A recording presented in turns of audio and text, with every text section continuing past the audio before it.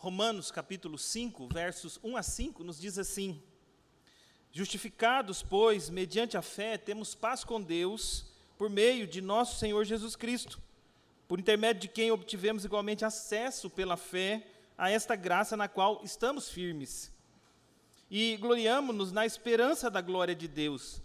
E não somente isto, mas também nos gloriamos nas próprias tribulações, sabendo que a tribulação produz perseverança, e a perseverança experiência, e a experiência esperança.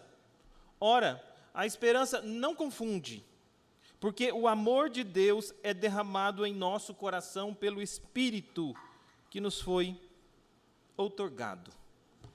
Oremos ao Senhor nosso Deus, mais uma vez, nesse instante, amados irmãos.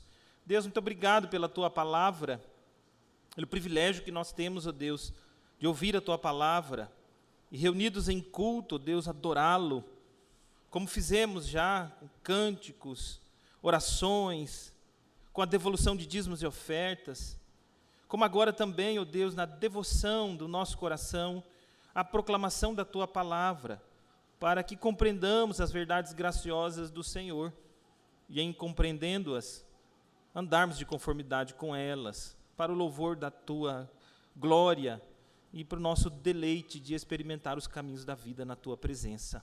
Muito obrigado, Senhor. Usa o Teu servo nesta ocasião. É o que eu te peço com súplica, no nome de Cristo Jesus, o nosso Senhor e Salvador. Amém. Amados irmãos, para algumas pessoas, a conhecida reforma protestante do século XVI é visto como apenas um evento histórico no qual um conjunto de homens se tornaram notórios, ou para outros, como se fosse apenas um momento onde a igreja experimentou uma divisão, ou ainda como se fosse fruto de um espírito de uma época que não suportava mais a estrutura da igreja dos seus dias. Quando, na verdade, a reforma protestante foi um evento histórico, sim, marcante na vida da igreja, lidando com uma questão que estava profundamente em xeque dentro da igreja cristã, que era a salvação de pecadores. Não era uma questão de iluminismo, não era uma questão dos avanços da ciência, não era uma questão progressista apenas de algumas mudanças necessárias na vida da igreja, mas o que estava em xeque era a salvação de pecadores, ou a doutrina da salvação de pecadores, porque havia se desenvolvido na igreja a ideia de que a salvação era, sim, por meio do sacrifício de Cristo, mas com a participação humana para desfrutar desse sacrifício. Era, sim, pela fé, recebida pela fé, mas também pelas obras. Era, sim, graça de Deus, mas uma graça de Deus envolvida no mérito humano. Esta salvação já não procedia mais somente das Escrituras, mas adivinha, este entendimento de salvação vinha das Escrituras e da tradição. E, consequentemente, tudo isso não poderia redundar outra coisa, senão glória a Deus, mas também aos homens. É por isso que, quando você olha para a história da Reforma Protestante, o que você vê e o que ficou como marco, indicador para nós, são aquelas 5 verdades centrais que nós conhecemos como os 5 solas da Reforma. Sola é uma palavra latina que significa somente, ou apenas, exclusivamente, nesse sentido. Quais são esses 5 solas da Reforma? Olha, somente as Escrituras, ou sola Escritura. Por quê? Porque não é a tradição mais as Escrituras, ou as Escrituras mais a tradição. É somente as Escrituras, é somente das Escrituras a fonte de autoridade para a nossa vida e fé. E é só das Escrituras que pode proceder qualquer ideia de salvação, porque Deus só fala pela sua palavra inspiradamente. A salvação é uma obra graciosa, exclusiva de Deus, recebida pela fé. É por isso que sola gratia, ou somente a graça, tem a ver com nenhum tipo de mérito humano, mas a visitação graciosa de Deus alcançando pecadores. Sola fides, a salvação somente pela fé, tem a ver então com uma salvação que não é conquistada, merecida, mas ela é recebida somente pela fé em Cristo. Não por nenhuma obra que torna-nos merecedores, mas somente pela fé em Cristo. E solos Cristos tem exatamente a ver com isso.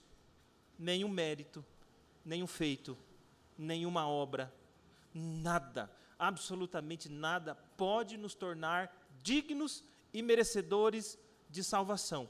Nenhuma contribuição. Somente a contribuição de Cristo, exclusivamente para a nossa salvação. E tudo isso, evidentemente, redunda, senão em outra coisa, não redunda, senão em outra coisa, a não ser soli deo glória, ou somente a Deus toda a glória. Portanto, quando nós pensarmos em reforma protestante, e este mês de outubro é um mês que marca o período da história da igreja, uma lembrança da reforma protestante, nós não estamos aqui para exaltar homens, embora tiveram homens que deram a vida por essas verdades. Nós não estamos aqui apenas para nos preocupar com uma tradição histórica.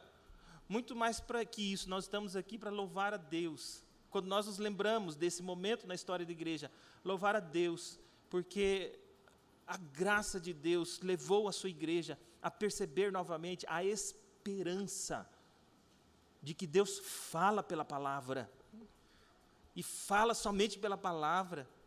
A esperança de que pecadores, perdidos, condenados, experimentam graça de Deus, e é somente por essa graça mesmo que nós, incapazes, indignos de fazermos qualquer coisa para a salvação, fomos alcançados pela obra redentora de Cristo, a qual nós recebemos pela fé, e por isso nós podemos tributar glória a Deus. Portanto, irmãos, quando nós nos lembramos desse momento, que não haja em nós nenhum tipo de cinismo, pensando que este é um momento para dar tributo a homens, ou apenas um apego a uma tradição, mas é uma oportunidade singular na vida da nossa igreja, de sermos renovados na esperança desta verdade central, que se desdobra da graça salvadora de Deus, que se desdobra então nessas doutrinas graciosas, nestas 5 verdades centrais que marcaram a vida da igreja, que são verdades que não foram descobertas pelos reformadores, mas verdades que foram obscurecidas pelo engano que permeou a igreja e que foram então resgatadas pela graça do Senhor, o nosso Deus. Irmãos, infelizmente, para muitos cristãos, doutrina é uma questão irrelevante para o nosso tempo. O que se afirma às vezes é que, por que nos preocuparmos com doutrina, se o que importa é o amor às pessoas? Doutrina divide, o amor une, e coisas desse tipo são ouvidas frequentemente. Por amor aqui nesse caso, evidentemente, é a ideia de aceite completamente o outro como ele é, inclusive com seus erros, suas compreensões equivocadas, assuma a possibilidade de que a verdade tem múltiplas versões, apenas ame. Amor é isso. Porque, se formos responder isso, e há muitas maneiras de responder, é suficiente dizer que para nós simplesmente definirmos o que é amor, nós precisamos defini-lo à luz das Escrituras. Então, nós precisamos da doutrina da palavra de Deus como verdadeira e única e exclusiva para as nossas convicções.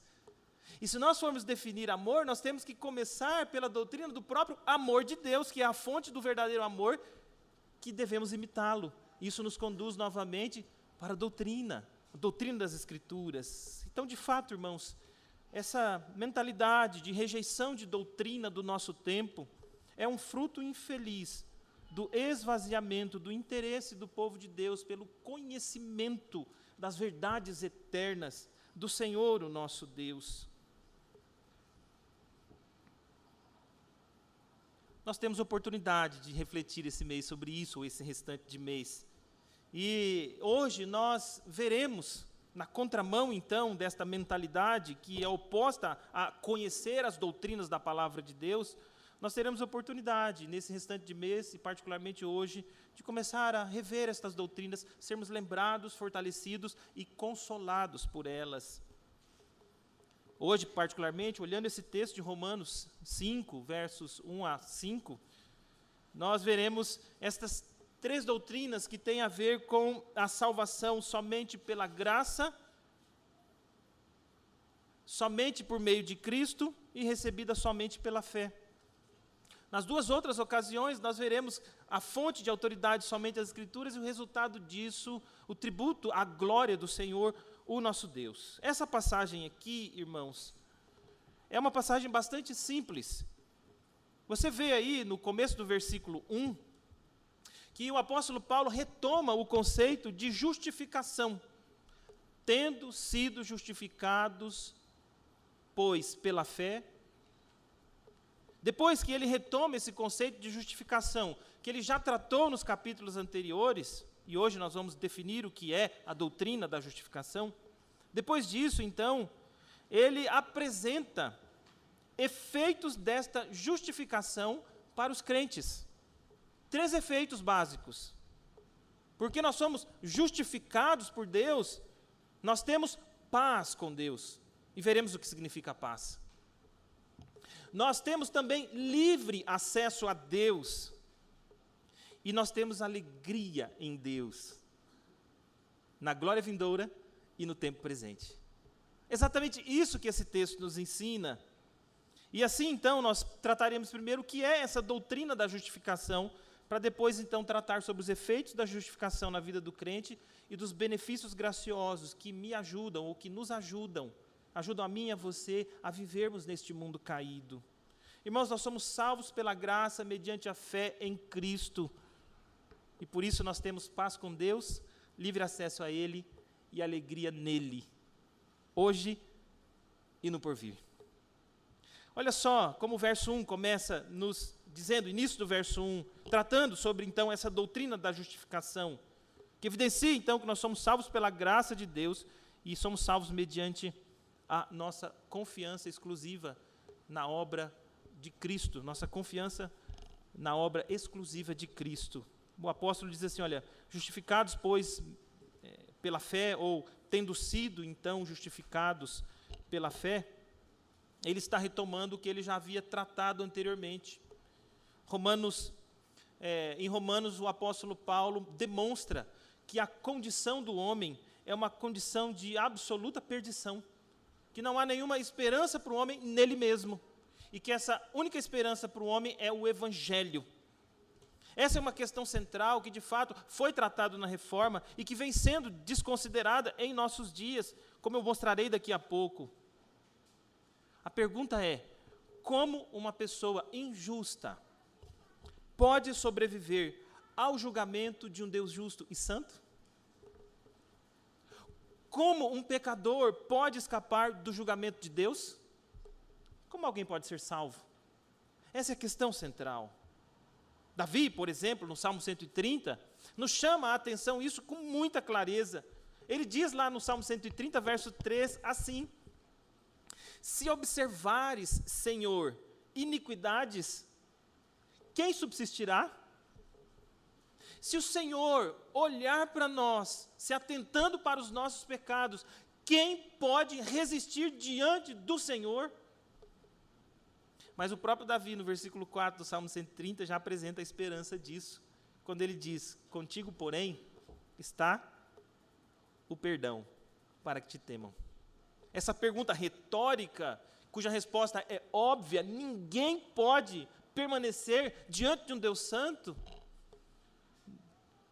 leva o homem ao desespero se ele confia nele mesmo. Mas se ele percebe que essa esperança está no perdão gracioso de Deus, então o leva ao descanso. É exatamente isso que Paulo, então, trata na carta aos Romanos. Ele demonstra a condição caída de todos os homens, de modo que ninguém pode ser considerado justo diante de Deus. Todos os homens estão perdidos, todos pecaram. E não há esperança no homem, nele mesmo, no ser humano, nele mesmo, diante do tribunal de Deus. Por quê? Porque todos pecaram e todos estão condenados. De tal maneira, então, e o apóstolo vai tratar isso nos versos anteriores ao capítulo 5, nos capítulos anteriores ao capítulo 5, que a única esperança para o homem é o Evangelho. A salvação que alcança o pecador somente pela graça de Deus. Salvação que foi conquistada unicamente pelos méritos de Jesus Cristo e que é recebida, então, pelo pecador apenas pela fé. Irmãos, nós não podemos pagar nossa dívida diante do tribunal de Deus, mas Cristo pagou por nós. E porque Ele pagou a nossa dívida, nós somos, então, considerados justificados diante do tribunal de Deus.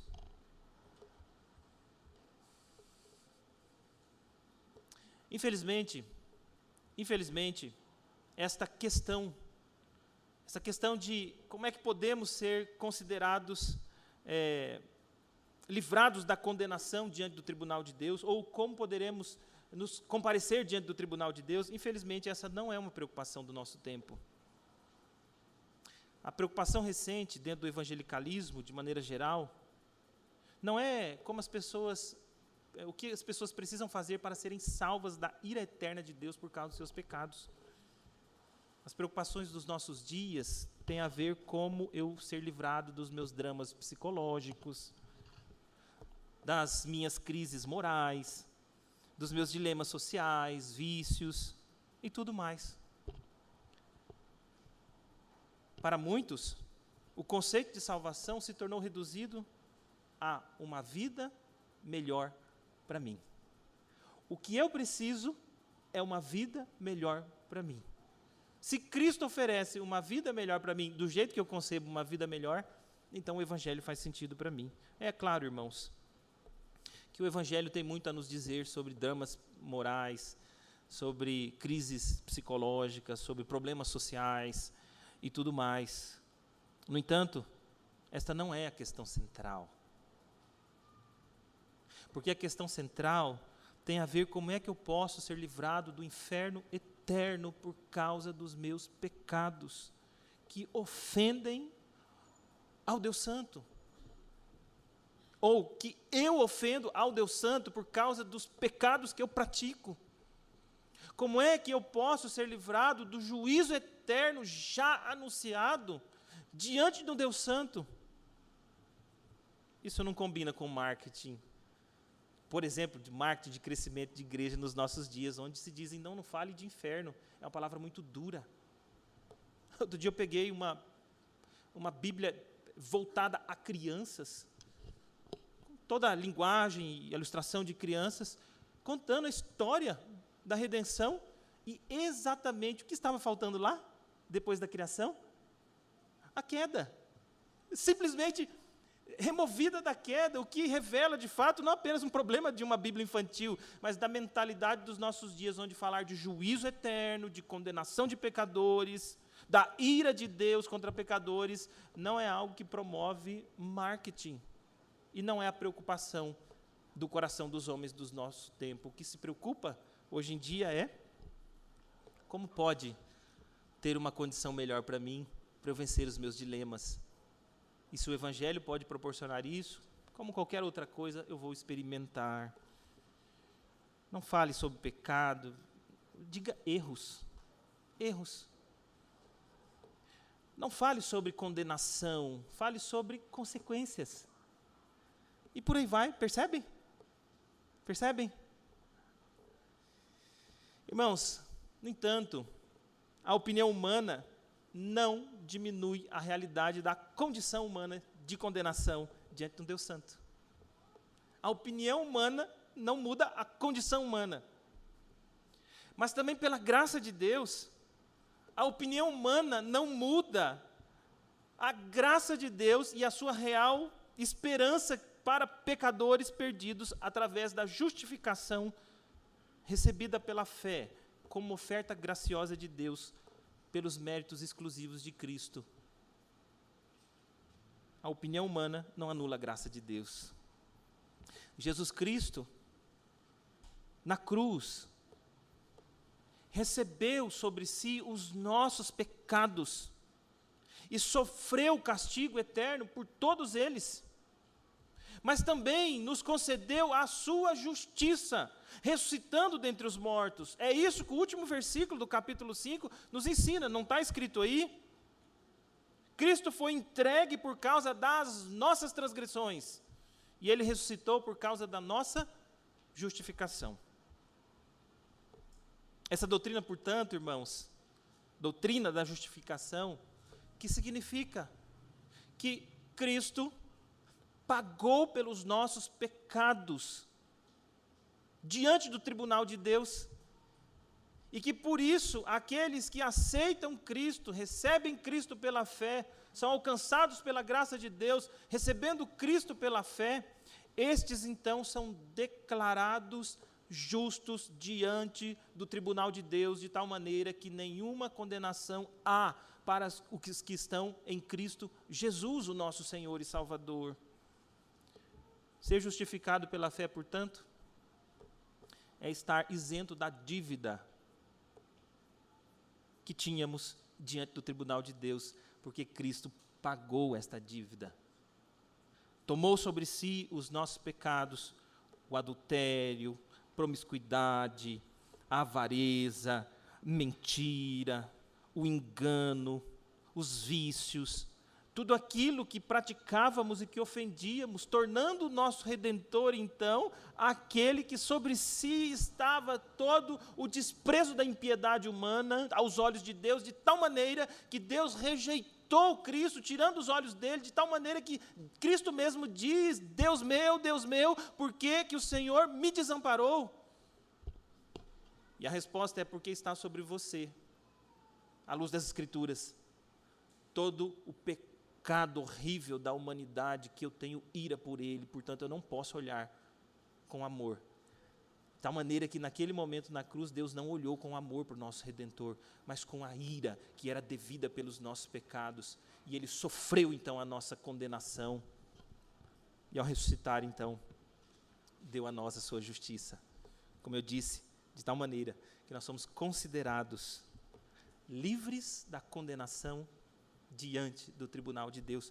Como alguém pode, então, estar diante de um Deus santo e justo? Um pecador estar diante de um Deus santo e justo? Pela obra substitutiva de Cristo, que nos justificou, nos tornou justos diante de Deus, porque recebeu os nossos pecados e deu a sua justiça. Irmãos, essa doutrina deve ser crida com grande alegria. Diante disso, sou estranho a ideia de não gostar de doutrina, não é? Como eu não posso gostar de conhecer uma verdade tão graciosa e consoladora, que me dá esperança, a única esperança que eu posso ter? Essa doutrina deve ser então recebida com alegria, crida com alegria, porque ela revela a única esperança para o pecador. E de fato, irmãos, louvado seja Deus, porque nós somos justificados pela fé em Cristo, como uma oferta da graça, da livre graça de Deus que nos alcançou-nos a nós, pecadores. Quais são os efeitos dessa justificação? Quais são os efeitos dessa salvação graciosa do Senhor, que nos tornou, então, justos diante do tribunal de Deus? São 3 os efeitos, como eu disse. O primeiro deles tem a ver com a paz com Deus. Versos 1, ou o começo do verso 1. A segunda parte, do verso 1. Diz aí que, porque nós fomos justificados pela fé, ou tendo sido justificados pela fé, nós então temos paz com Deus por meio do nosso Senhor Jesus Cristo. Paz não é apenas um sentimento de paz. Paz com Deus aqui é uma condição, porque diante do nosso pecado, nós estávamos em inimizade contra Deus, não por causa de nós apenas, ou seja, não porque nós estávamos com raiva de Deus apenas, mas porque o próprio Deus estava irado conosco por conta dos nossos pecados. Não havia comunhão entre nós e Deus, não havia nenhum tipo de conciliação, não havia nenhum tipo de relacionamento favorável, porque nós estávamos debaixo da ira santa de Deus. Ele estava em guerra conosco, por causa do nosso pecado, de tal maneira que, em continuando nós na incredulidade do nosso coração, o que nos restaria seria não outra coisa senão a manifestação dessa ira de Deus no juízo eterno, na condenação eterna, estabelecida por Deus. Não é questão de sentimento, era uma questão de condição diante de Deus. Mas o que acontece quando o Senhor Jesus Cristo, então, toma sobre si o nosso pecado, e o Senhor Deus, então, manifesta em Cristo a sua ira contra os nossos pecados, essa inimizade é desfeita. E agora nós temos, de fato, um relacionamento restaurado com Deus. Nós temos, portanto, comunhão com Deus. Nós somos reconciliados com Deus por meio do nosso Senhor Jesus Cristo. O Senhor Deus agora nos recebe, nos adotando como seus filhos. Ele nos traz para perto de si e agora se faz para nós o nosso pastor gracioso, faz de nós as suas ovelhas, povo dele, para que desfrutemos da sua graciosa presença, do seu bondoso amor, do seu consolo paternal, do seu amparo gracioso, do seu cuidado eterno. A obra de Cristo em nosso favor, a obra de Cristo que o levou a morrer pelos nossos pecados, pagando o preço dos nossos pecados, proporcionou que agora nós tivéssemos paz com Deus, uma paz que é permanente, irmãos. Podemos ter problemas, sim, muitos problemas, lutas, dificuldades, enfermidades, problemas de diversa natureza na nossa caminhada, muitos problemas desse mundo caído. E essas coisas podem angustiar o nosso coração, tumultuar a nossa alma, pode produzir em nós aflições tais que nos angustiam e inquietam. Esse tipo de paz circunstancial pode até nos faltar, mas é algo que jamais nos faltará, jamais. Paz com Deus. Vocês lembram do Spafford, que escreveu um dos hinos mais brilhantes e mal compreendidos e criticados equivocadamente, porque a sua letra fala de alegria, mas a sua melodia é uma melodia triste. Sou feliz com Jesus. O homem cuja experiência que levou a produzir esse hino foi dramas financeiros profundos, luto gigantesco, assolações terríveis. E ele diz, olha, tanta coisa está complicada na minha história, turbulenta na minha vida, mas mesmo assim, eu ainda sou feliz com Jesus, porque eu tenho paz com Ele. Portanto, irmãos, que ao sermos lembrados dessa doutrina graciosa, de que Cristo, então, pagou a dívida do nosso pecado, e nós somos tidos como justificados diante do tribunal de Deus, sem dívida diante do tribunal de Deus, isso resultou em reconciliação com Deus. Deus já não é mais o nosso juiz que irá nos condenar, é nosso Pai gracioso que nos ama. Paulo vai desenvolver daqui a pouco a ideia de como as tribulações atuam na nossa história para nos mover à esperança verdadeira, mas aqui nós já precisamos nos lembrar, irmãos, que quando experimentamos tribulações, aflições na nossa vida, ela não procede de um Deus que está em guerra conosco mais, porque Ele nos ama, fomos reconciliados por Cristo e desfrutamos da sua comunhão bendita, permanente e eterna, nunca mais. Ele há de nos disciplinar como Pai bondoso? Mas com um amor eterno. Jamais, como povo do Senhor, nós estaremos debaixo da sua ira, porque a ira de Deus foi satisfeita em Cristo.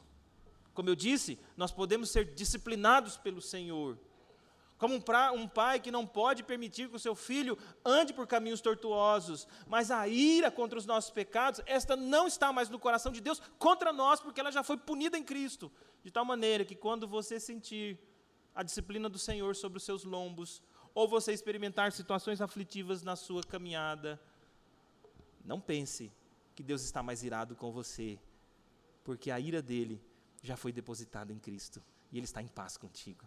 E é porque Ele está em paz contigo que Ele pode então te moldar através das aflições, como veremos, ou Ele pode te disciplinar como um Pai gracioso que quer vê-lo amando mais, descansando e desfrutando da sua bondade. Segundo efeito, irmãos, da justificação, tem a ver com o livre acesso a Deus. Verso 2 nos diz isso. Por meio dele, por meio de Jesus, nós também, além de termos paz com Deus, nós também tivemos acesso pela fé a esta graça na qual estamos firmes. Nós temos um acesso permanente à presença do nosso Deus gracioso, diante da presença de quem nós estamos firmes e descansados. Vocês lembram da situação de Esther, quando o seu tio mandou um recado para que ela, como rainha, fizesse alguma coisa para a proteção do povo de Deus, diante daquela situação complicada para o povo de Deus? A resposta dela foi: olha, eu vou arriscar a minha vida e vou comparecer à presença do rei. Se o rei estender o seu cetro para mim, eu encontrarei graça nele. Do contrário, morte. Porque ninguém podia comparecer diante do trono do soberano Assuero. Ninguém podia comparecer à sala do trono do rei. Ninguém tinha acesso à sala do trono do rei, senão chamado por ele, senão autorizado por ele. Mas Esther vai, sabendo que ela não tinha autorização para entrar no trono do rei, senão o rei fosse favorável a ela e lhe concedesse esta graça de ser recebida mesmo fora da autorização imediata ou anterior do rei. E nós conhecemos a história de Esther, e nós vemos que a graça de Deus moveu o coração daquele homem, e ele a recebe. Irmãos, ninguém poderá comparecer diante do trono do Rei da Glória. É uma loucura insana, delinquente, delirante, pensar que um homem pode comparecer diante de um Deus justo. Chegar diante do trono de Deus e dizer: eu mereço entrar aí. Eu tenho dignidade para entrar aí.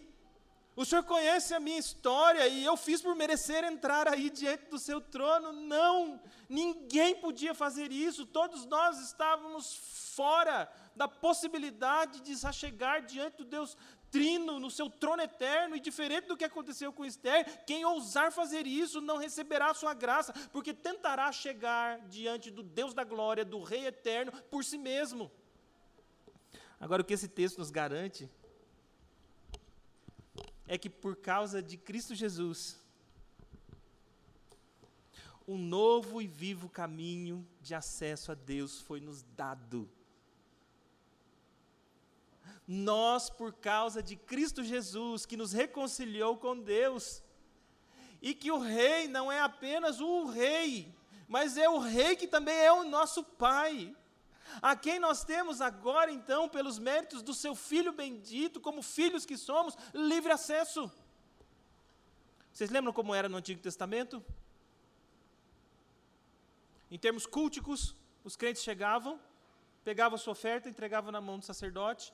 Essa oferta era apresentada pela mediação sacerdotal. Havia um lugar mais íntimo, onde apenas o sumo sacerdote entrava, e entrava uma vez por ano, conforme Deus prescrevia. Lembra disso?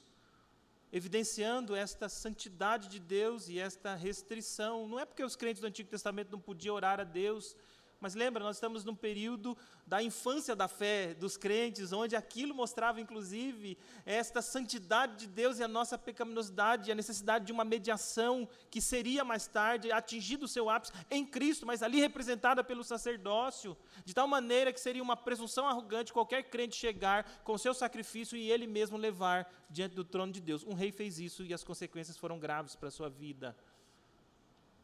Mas vocês lembram o que aconteceu na cruz do Calvário? Naquele monte do Gólgota, da caveira, e o véu do templo se rasgou de cima a baixo.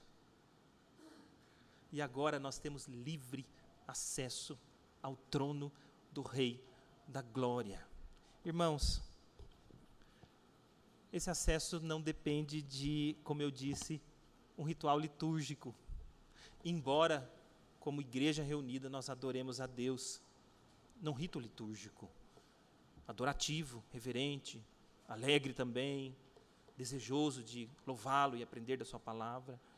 Mas nós podemos orar a Deus enquanto estamos aflitos do nosso trabalho. Do nosso trabalho, nós podemos acessar o trono da graça de Deus. Nas noites angustiantes da nossa alma, onde nós mergulhamos, nos tornamos mergulhados em lágrimas no nosso leito, ali nós podemos entrar diante do trono da graça. Quando as assolações aflitivas que marcam o nosso coração nos visitam e nos encontram, ali nas noites sombrias, nos vales tenebrosos, ali nós podemos nos achegar ao trono do Rei da Glória, porque Cristo nos deu livre acesso a Ele. O autor aos Hebreus vai dizer, olha, cheguemos-nos, portanto, confiadamente junto ao trono de graça, para recebermos, então, socorro em ocasião oportuna, porque nós temos livre acesso a esse trono. Portanto, irmãos, o segundo efeito dessa justificação é que nós temos livre acesso a Deus. Fomos reconciliados com Deus, já não há mais inimizade.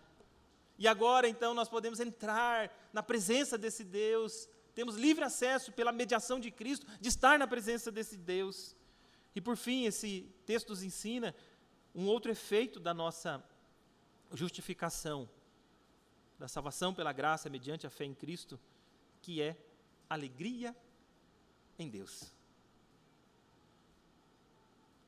Acho que se parássemos por aqui, já entenderíamos que você ser livrado da condenação eterna, estar diante do tribunal de Deus com a sua dívida eterna paga, de que você tem comunhão com esse Deus e que você tem livre acesso ao trono do Rei do Universo, já conduziria o nosso coração em alegria, e é por isso mesmo que nós encontramos isso aqui no texto, a inevitabilidade desta alegria para aqueles que experimentam essa graça do Senhor.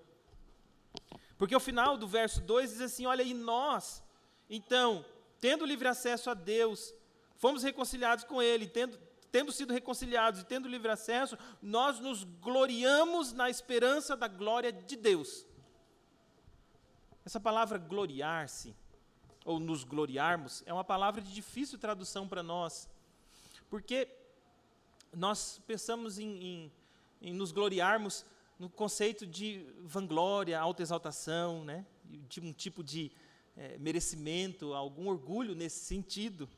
Mas aqui a ideia de gloriar-se no Senhor tem a ver com alegrar-se nele, com um temor reverente, com um amor por Ele, olhando para a graciosidade dEle que nos alcançou e redundando então no nosso coração um júbilo diante desse Deus Santo em quem prostramos em adoração.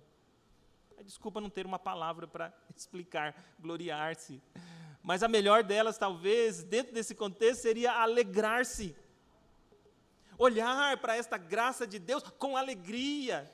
E o texto diz que nós, então, como efeito dessa justificação, da graça de Deus que nos alcançou em Cristo,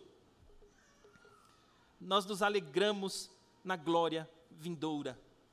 Nos gloriamos na esperança da glória de Deus. O que isso tem em vista aqui é exatamente o fato de que, quando nós olhamos para o Senhor assim, nosso Deus e Salvador, é quem temos paz, reconciliação e comunhão perfeita. Nós nos alegramos, cheios de esperança da sua glória eterna. Esperança aqui, irmãos, não é, em hipótese alguma, expectativa. Porque para nós esperança tem a ver com expectativa, né? Eu tenho esperança que alguma coisa dará certo. Esperança à luz da Escritura nunca é expectativa. Esperança à luz da Escritura é certeza, e então, porque eu tenho certeza, eu espero aquilo que é certo acontecer. Não é isso que Hebreus 11 vai nos dizer? Que a fé é o quê? A certeza das coisas que esperamos. Portanto, esperança aqui não é olha, eu tenho expectativa, eu fico nessa expectativa de que, quem sabe, a glória do Senhor chegue. Por glória do Senhor, aqui nesse contexto, tem a ver com o retorno gracioso do nosso Redentor e a vida na plenitude, na glória eterna. A manifestação do novo céus e na nova terra, onde habita a plena justiça. O crente, então, ao ser reconciliado com Deus pela obra de Cristo, ele agora tem uma certeza alegre de que ele desfrutará da glória eterna com o Senhor. Irmãos, e como nós precisamos ter esta convicção marcando o nosso coração enquanto nós andamos nesse chão quebrado do mundo, cheio de aflições e assolações que nos cerca. Eu gosto muito do final do capítulo 5 de Isaías e o começo do capítulo 6. No final do capítulo 5, Isaías diz, olha, se olharmos para a terra, é só iniquidade, trevas. Leia depois, o último versículo do capítulo 5, junto com o capítulo 6 de Isaías. Agora, quando a gente lê o versículo 1 do capítulo 6, o que é que Isaías vê? Não um mundo de tenebroso, de iniquidade, de caos, de miséria e de ruína, mas o Senhor, Isaías 6:1, assentado no alto e sublime trono, o Rei da Glória. Portanto, irmãos, de fato, essa esperança graciosa, essa certeza graciosa do amor de Deus que nos salvou, nos conduz e deve nos conduzir a esta esperança segura da vida eterna, no reino glorioso do Senhor. Mas também nos conduz não apenas à alegria da glória eterna, mas nos conduz também em alegria no mundo presente, no mundo de sofrimento, no mundo presente de sofrimento. Porque o versículo 3 vai nos dizer o quê? E não apenas isto, não somente isto, mas nós também nos gloriamos, nos alegramos nas tribulações ou sofrimentos que experimentamos. Não é um amor pelo sofrimento, porque nós não fomos criados para sofrer. Nós não fomos criados, irmãos. Nós fomos criados para o deleite no Senhor. Foi a realidade da queda, do afastamento do homem de Deus, da entrada do pecado do mundo, que trouxe sofrimento ao mundo como maldição de Deus por conta da rebelião humana. Mas nós não fomos criados por Deus para isso. Então nós não temos alegria em sofrer. Nossa, eu gostaria de sofrer hoje. Que bom que eu estou sofrendo hoje. Não, a questão aqui não é esse tipo de alegria. O texto vai nos dizer por que é que no sofrimento nós podemos ser alegres no Senhor. Por causa da perspectiva que o crente precisa ter a respeito do sofrimento. Veja como o verso 3, a segunda metade do verso 3, nos diz, sabendo que. Sabe, irmãos, nós vivemos numa época sentimentalista, dentro do evangelicalismo, onde as pessoas estão em busca de um sentimento, de uma experiência e de uma sensação apenas. É verdade que nós somos seres emocionais, criados por Deus assim. Nós temos vontades, nós temos anseios e nós temos sentimentos legítimos. No entanto, o que esse texto nos mostra é o que vai nos dar a perspectiva correta para encontrar alegria em face das experiências aflitivas desse mundo caído, é o conhecimento da atuação de Deus em nossa vida, nos moldando para que em nós seja estabelecida a verdadeira esperança que só existe nele. Sabendo que, é assim que começa a segunda parte do verso 3, que a tribulação produz o quê?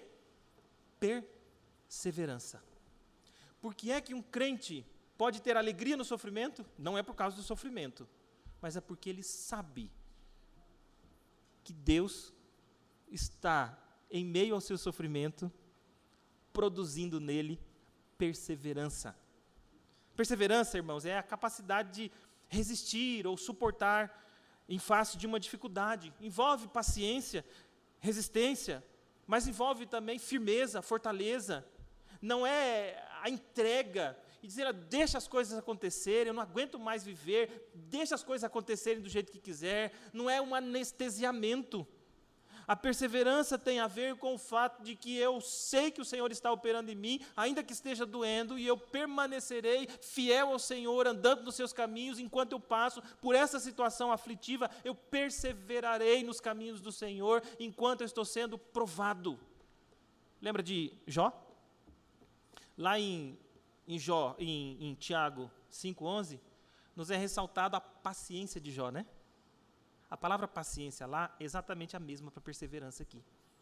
E a questão central ali em Jó, não é que ele era alguém pacífico, assim, que deixava as coisas acontecerem e ficava resignado, mas a ideia ali em Tiago também, e eu entendo inclusive que seria melhor traduzir lá como não paciência, mas perseverança, é que em nada Jó pecou contra Deus no meio do seu sofrimento. Não é isso que Deus diz de Jó?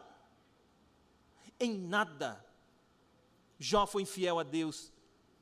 Ele sim lamentou, ele sim se defendeu, ele sim trouxe as angústias e aflições, mas ele não pecou contra o Senhor, ele não rejeitou o seu Deus, ele não desviou-se dos caminhos do Senhor, ele perseverou no meio do sofrimento.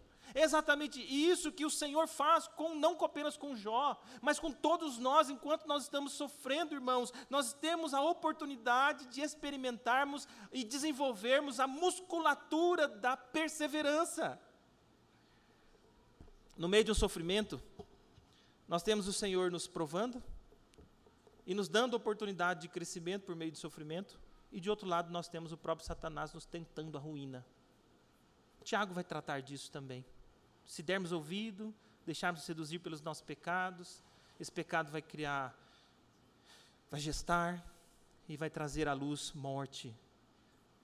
Mas se nós perseverarmos no Senhor, o texto vai continuar nos dizendo aqui, como Jó perseverou, dizendo que esta perseverança, diante do sofrimento, eu continuo conduzindo a minha vida de conformidade com o que o Senhor me chamou para fazer, à luz da sua palavra. Esta perseverança tem um segundo resultado positivo na vida do crente, que é experiência. Experiência não é idade, meramente. Tem tanta gente que, infelizmente, viveu tantos dias e não revela nenhuma maturidade, nenhuma sabedoria. Então, não é meramente idade. Experiência aqui tem a ver com caráter aprovado. A tradução Nova Almeida, Nova Versão Internacional, a conhecida NVI, até prefere assim, caráter aprovado. O sofrimento me conduz à perseverança, de andar nos caminhos do Senhor. E ao andar nos caminhos do Senhor, eu tenho a oportunidade de, passando pela provação, passando pela situação aflitiva, me mantendo fiel a Deus, em meio ao meu sofrimento, atravessar o rio turbulento, chegar do outro lado como alguém que tem agora um caráter aprovado. Passando no teste, resistindo então a esse teste, suportando então essas aflições e desenvolvendo então um caráter aprovado. Por sua vez, sabe o que esse caráter aprovado faz?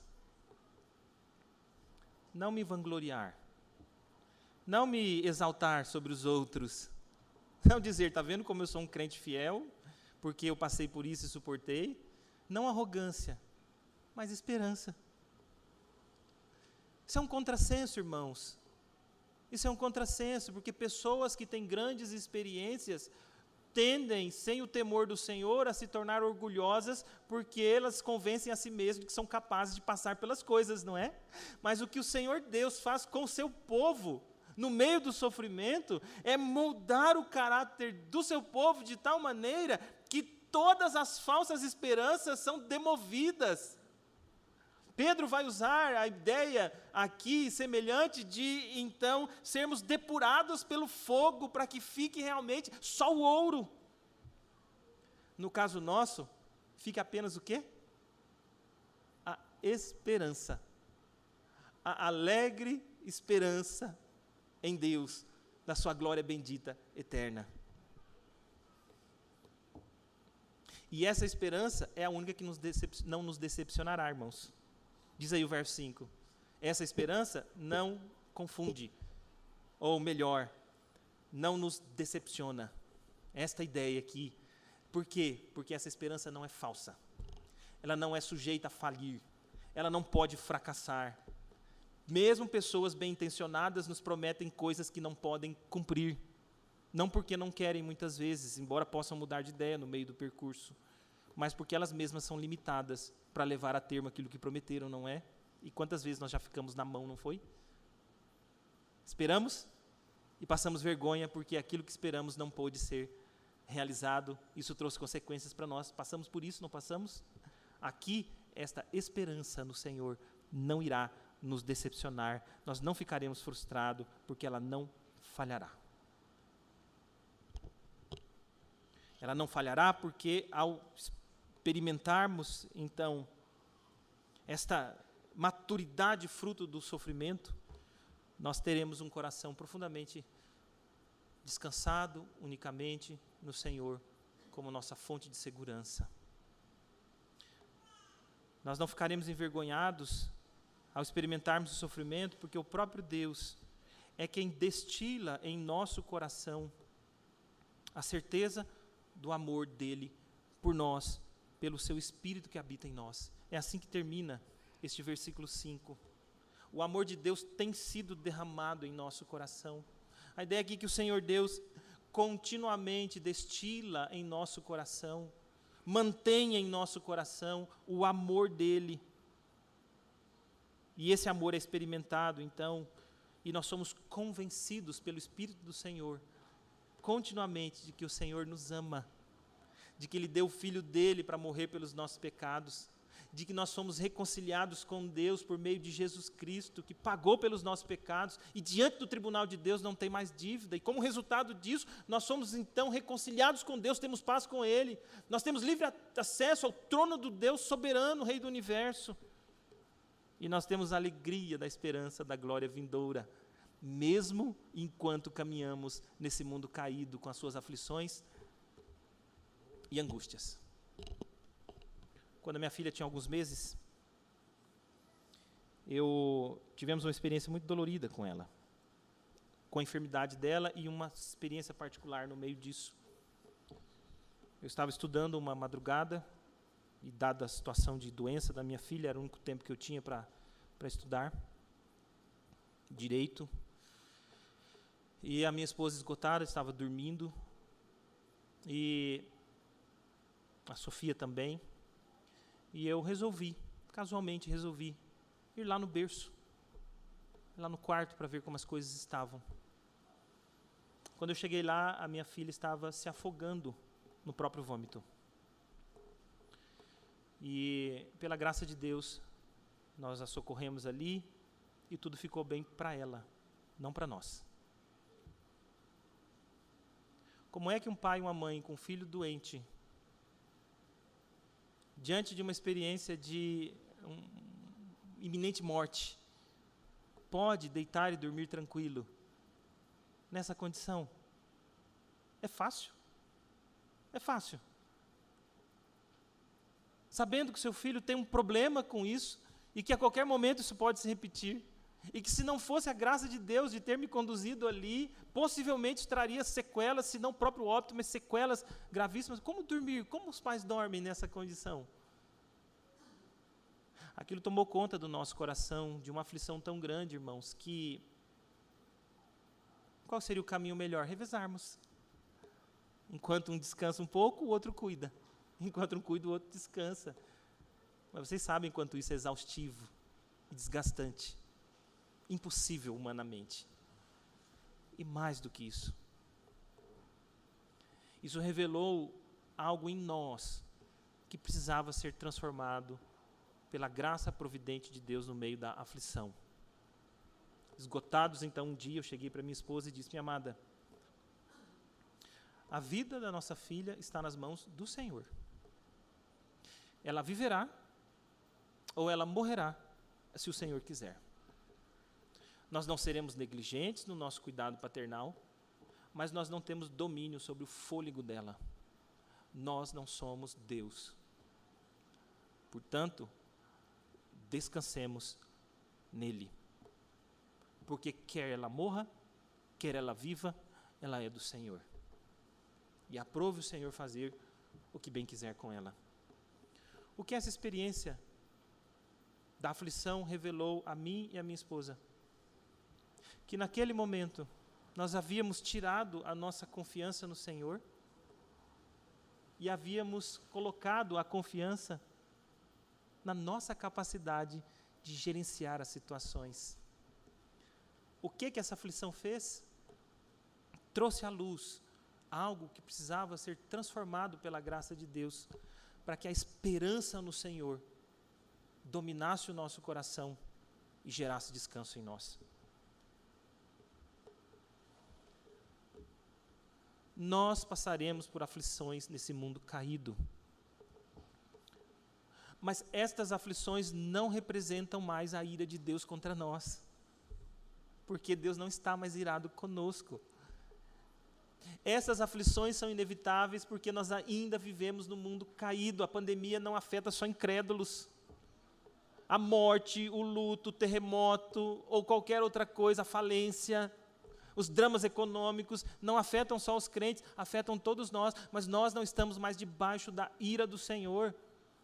Qual é o papel pedagógico de Deus permitir que nós, o seu povo, experimentemos sofrimento enquanto caminhamos no mundo caído?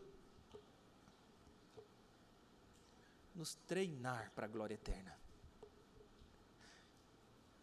Retirando de nós, demovendo, limpando o nosso coração de todas as falsas esperanças, para que a nossa esperança esteja unicamente na glória do nosso Deus eterno, o nosso Redentor bendito. Meus irmãos,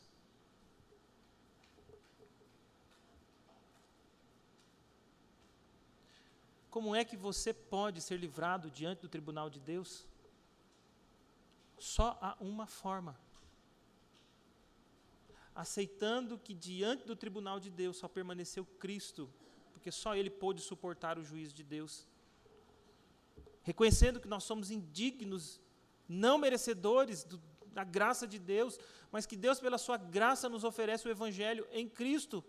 E em ouvindo esta esperança da graça de Deus, crendo em Cristo como única esperança de salvação para nós, somente Cristo, dado unicamente pela graça de Deus e recebido somente pela fé, pode então nos justificar diante do tribunal de Deus. Eu não sei se Cristo é o seu Redentor já, mas essa é uma oportunidade séria que você está diante do tribunal de Deus, de entender como é que você permanecerá lá, tolamente pensando e equivocadamente pensando que poderá permanecer por si mesmo, ou se rendendo ao único que pode nos salvar. Nenhum outro nome, em cima nos céus, embaixo da terra, nenhum outro pode nos salvar, senão Cristo. Para nós que cremos em Cristo, irmãos, como nosso Senhor e Salvador, nós precisamos, nós temos esses efeitos graciosos e precisamos desfrutar deles. Se nós temos paz com Deus, portanto, desfrutemos desta graciosa paz com Deus. Lembrando que nas aflições, nós temos um Pai que nos ama e nós podemos ter paz com este nosso Deus e com o nosso Redentor. Nos lembrando, irmãos, que nós podemos chegar diante desse Deus a qualquer momento. Não precisamos mais de um protocolo e aguardar numa fila para chegar diante do Rei da Glória. Nós temos livre acesso a Ele por Cristo. Nos momentos mais sombrios e aflitivos da nossa alma, nós podemos chegar diante do Deus que é o Senhor que nos consola, o Pai que nos recebe, o Deus que nos ampara. E nós precisamos desfrutar desta alegria que se encontra não nas circunstâncias temporárias da nossa vida, mas na glória eterna. E mesmo em meio às aflições, sabermos e nos alegrarmos no Deus que está formando em nós a imagem de Cristo. Um crente amargurado, carrancudo, amargo de coração, que só encontra alegria em coisas circunstanciais, é um crente que não está compreendendo este amor gracioso do Senhor, que está exatamente nos conduzindo à alegria da única esperança que podemos ter, que é a esperança na glória dEle. Que Deus nos ajude, irmãos, a dobrarmos o nosso coração ao Senhor. Que Deus nos ajude a confiarmos somente em Cristo, sabermos que não somos merecedores e que fomos alcançados por esta graça, que diante do tribunal de Deus a nossa dívida está paga e que nós podemos desfrutar de paz, comunhão e alegria diante desse Deus, mesmo no sofrimento, sabendo que Deus está nos moldando à imagem de Cristo. Vamos orar. Que esta palavra fique no nosso coração, Senhor. E muito obrigado por tão grande salvação. Nós te rendemos louvores, ó Deus, por ter nos salvo pela tua graça. O teu amor nos alcançou. Obrigado porque nós somos livrados da condenação eterna, temos paz e comunhão contigo. E obrigado pela alegria da vida eterna. E obrigado pelo sofrimento, Senhor. Obrigado porque nos sofrimentos, nas aflições e angústias da nossa vida, o Senhor tem tirado do nosso coração, demovido. O Senhor tem limpado as falsas certezas da nossa alma, para que a nossa esperança alegre esteja somente em Ti, Deus glorioso, nosso Redentor bendito. No nome de quem oramos com gratidão. Amém.